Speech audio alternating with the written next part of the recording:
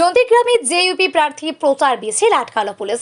আজ নন্দীগ্রামে জেইউপি প্রার্থী শহীদুল হকের সমর্থনে নন্দীগ্রামের হরিপুর থেকে নন্দীগ্রাম বাসস্ট্যান্ড পর্যন্ত জনসংযোগ ও টোটো র্যালি শুরু হয়। হরিপুর থেকে 500 মিটার যাওয়ার পরে টেঙ্গুয়া ঢোকার মুখে জেইউপি প্রার্থী শহীদুল হককে প্রশাসনের পক্ষ থেকে আটকে দেওয়া হয় বলে অভিযোগ খোদ প্রার্থীর। তৃণমূল এবং বিজেপি যৌথভাবে পুলিশকে কাজে লাগিয়ে মিছিল আটকানোর চেষ্টা করছে বলে দাবি জেইউপি প্রার্থীর। নন্দীগ্রাম থেকে বাঁশি চিহ্ন নিয়ে জেইউপি প্রার্থী শহীদুল হক বিধানসভা ভোটে দাঁড়িয়েছেন, তাই তিনি আজ নির্বাচনী প্রচারে বেরিয়েছিলেন, কিন্তু তাকে পুলিশ দিয়ে আটকে দেওয়া হয়েছে বলে তার অভিযোগ।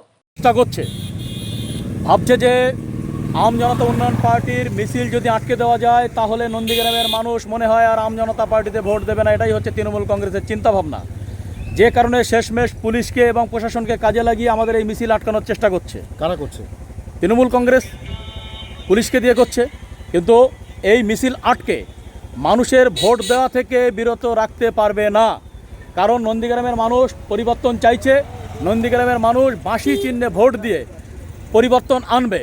মিছিল আটকে দিয়ে কোনো রকম লাভ তৃণমূল কংগ্রেসের এবং বিজেপির হবে না। তৃণমূল কংগ্রেস এবং বিজেপি যৌথভাবে পুলিশকে কাজে লাগিয়ে আমাদের এই মিছিল আটকানোর চেষ্টা করছে। পারমিশন অবশ্যই করা হয়েছে, তারপরে ওই ঘটনা এখন তারা করছে, জোর জবরদস্তি করছে, পারমিশনের কাগজ দেখানো হচ্ছে।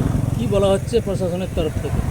আরে প্রশাসনের তরফ থেকে ওরা তো নানান রকম কথাবার্তা বলে, মানুষকে হ্যারাসমেন্ট এবং হেনস্থা করার জন্য এক এক সময় এক এক রকম কাগজপত্র চায়। পারমিশনের জন্য আমরা অনেক আগেই পারমিশন নিয়েছি, সেই সমস্ত কাগজপত্র আমার ইলেকশন এজেন্টের কাছে আছে। তারপরেও তারা এসে এই মিছিল আটকে দিচ্ছে। এখানে তৃণমূল নেতা, তৃণমূল সরকারের ঊর্ধ্বতন যারা কর্মচারী বা অফিসার আছে তাদেরকে দিয়ে এই ধরনের কাজ করানোর চেষ্টা করছে। এইভাবে শহীদুল হককে দমানো যাবে না, আম জনতা উন্নয়ন পার্টিকে দমানো যাবে না, এবং এখানে বাঁশি চিহ্নকে ভোট দেওয়া থেকে বিরত রাখা যাবে না।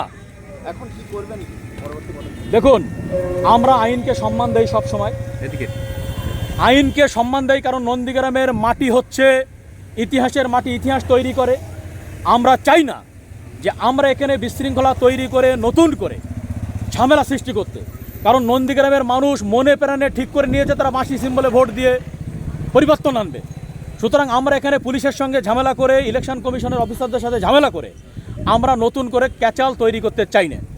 আমরা তাদের সঙ্গে আলোচনা করছি, আলোচনা যদি সুষ্ঠু সমাধান হয় ভালো, যদি সুষ্ঠু সমাধান না হয় তাহলে আমি আমার যারা রাজনৈতিক নেতা এখানে আছে তাদের সঙ্গে আলোচনা করে সিদ্ধান্ত নিয়ে আপনাকে 5 মিনিটের মধ্যে জানাচ্ছি।